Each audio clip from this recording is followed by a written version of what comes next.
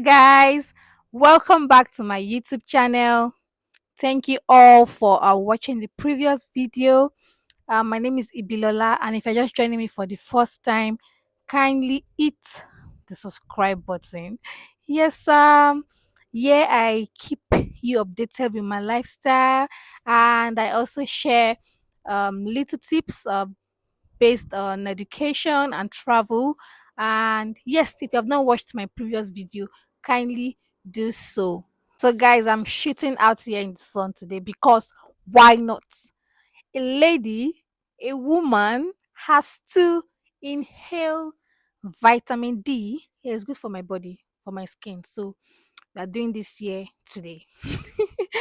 Okay, so in the previous video, we were talking about the types of visa we have, the like explaining in details what this route entails. And today, we're talking about the main visa route that it's actually the talk of town now, and which is the work visa and the student visa. So I was actually contemplating the last time that okay, which one are we going to talk about first? And okay, yeah, we'll go for the student route first. And I want you to keep your fingers crossed and enjoy this chit chat with me.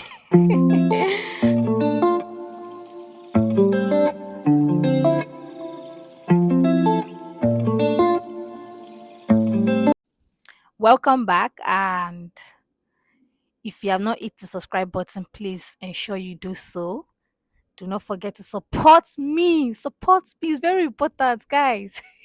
So today we'll be talking about the student visa, which is one that is issued to you by the UK embassy for you to come and study here in the UK. So you are coming here to study either your masters or your PhD. So it's basically for you to come and further your education. So I'll be taking you through the steps, the process, everything you need to do to be able to actually um get the visa.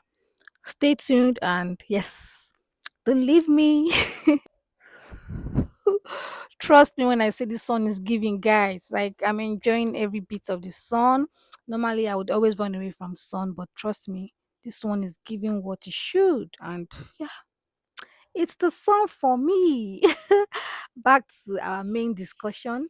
I want to talk about the tips, the steps you need to follow to actually apply for the student visa route. Number one is for you to look out for the course you're coming here to study. Take your time, check out for the course and see if it is high in demand in UK. When I say high in demand, like I mean, is it going to be very easy for you to get a job in that field, or is it something that you're just going to come and do and at the end of the day you won't get a job? So you have to look out, check out for those things, so you won't just come and spend all that money and at the end of the day you've got nothing to show for it. So it's very important. Take your time, look out for those courses. We have a whole lot of amazing course out there that you can come here to study, and you would actually not blame yourself at the end of the day. You can also dive in tech, it's not a bad idea. Yes, so number two, you need to look out for location. um Sometimes you might say, okay, the cost of living in a particular location is very low. Um, the schools that are located in that location, their fees are very low. Another thing you now need to now sit down and consider is okay, this location, the fee is very um is low, but what about the job? Will it be easy for you to get a job there? When I talk about job, like job you used to do like a side hustle, how easy is it going to be for you to get a job in such location? You have to look out for that as well. So number three, you need to look at the installments plan of the school. Some schools actually would allow you to pay 50% of the fees. Then when you get there, you can now request like I can make a special request of the installmental plan you want. Some might give you 4 months, some might give you 6 months. So why some schools you have to pay all the money before you even come down to their school. So you have to make those inquiry and see the installment plan that will actually work best for you. Some they pay as low as 3,500 before going, some 5,000, some 2,000. So it just depends. Look out for those schools and what they have for you. So after you must have done the whole research, the assessments on the location, the installment plan, the course you want to study, then the next line of action is to apply to the school. So for you to apply, you need to like submit or attach some documents alongside your application. The documents includes the SOP, which is the statement of purpose. In these documents, you are actually telling them the reason why you are coming to the UK to study the course you picked, and telling them why you're actually coming to UK to further. Do you understand? So, and in the process of you um writing this letter, the previous course you did, like it has to be in line with the course you want to come and do. And if it's not even in line, you have to give them a very, very strong reason why you are even now going for this new course, this new journey. Do you understand? So the statement of purpose, like I said, is for you to let the school know why you are coming um to the school, why you pick the school itself, and why you want to study that course you are coming there for. Then you also need to attach your degree certificate, your HN certificate. Um, you also need like a proof of English. You can get that from your school. You don't need to write the IELTS exam. All you need to do is to reach out to your school to give you a proof of English. Then you also need your transcripts. Some schools will request that your school send the transcript to them directly. Why some they don't really need that. You just need to like send them a copy from your own, like the student copy you have with you. Um, you give it to them. So each school has its own requirements. So then you also need reference from um, your lecturers. You need one from your lecturer in school, maybe like a professor or something from your school. Then you also need another reference from your employer. You could get that from your boss, the head of departments, or um, anyone that's actually leading you at your place of work. Yes, and you need to do your tuberculosis test as well.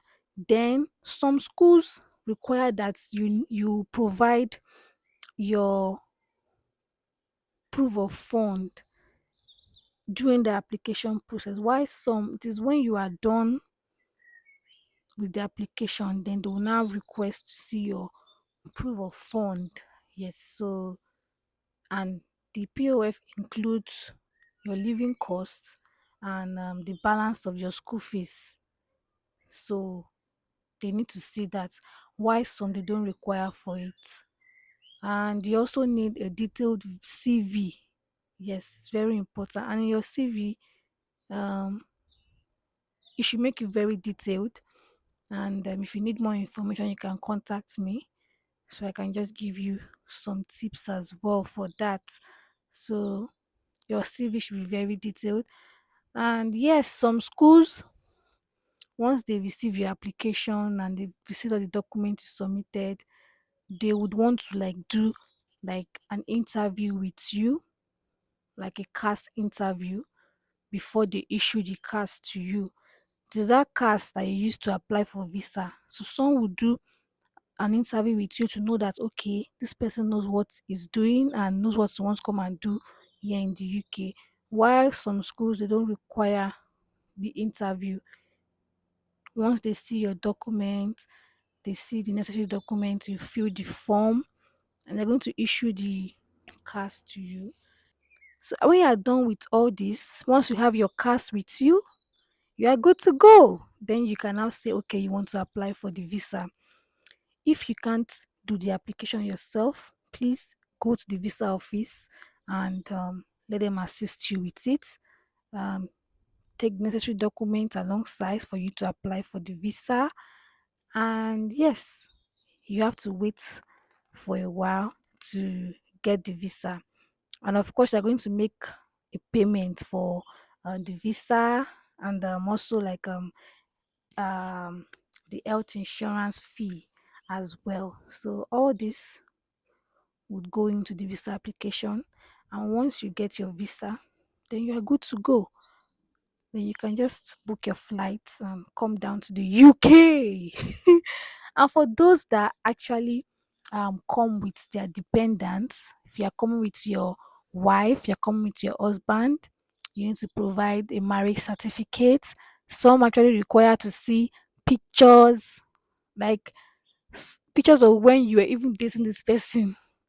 They want to see recent pictures, want to see, just to confirm that you are married to the person. Then if you are bringing your kids along, they'll want to see the birth certificates of these children, and just know that they are related to you. And when you are doing the proof of fund, if you have dependents, you have to, it will include your own cost of living, the amount for your cost of living in the account, the cost of living for your wife, for your children individually, then your school fees as well in the account. So yeah, if you have two kids, you are doing the whole package. The whole money will be for individual person. Let's say you are doing, you should have 500 naira for yourself as a living cost, 500 for you, 500 for your wife, 500 for your children as well. Then your the balance for your school fees. That's how it is done. I've been able to shed light into the all student visa route application. And if I forgot to mention some things, you can still always check on Google. Google is your friend. And yes, I get questions like, okay, if I did HND, can I also apply to for masters here in the UK? Sure, there are schools that accept HND as well, so there's no discrimination. You can also come and apply for your masters, as long as you have a certificate to show for it. You are good to go. Okay, so thank you guys for listening to me since the chit chat. Was it long? No, it wasn't. So the next video we're talking about the work visa route. And yes, I said I was going to mention the route I am currently on. Yes, so please stay tuned. In the next video we'll be talking about that. And do not forget to subscribe on my YouTube channel. And yes, share the video to someone. It might really help a friend or a family member. So please show me love and support, and I'll see you all in my next video. Meanwhile, this sun is still giving. All right, guys. Bye.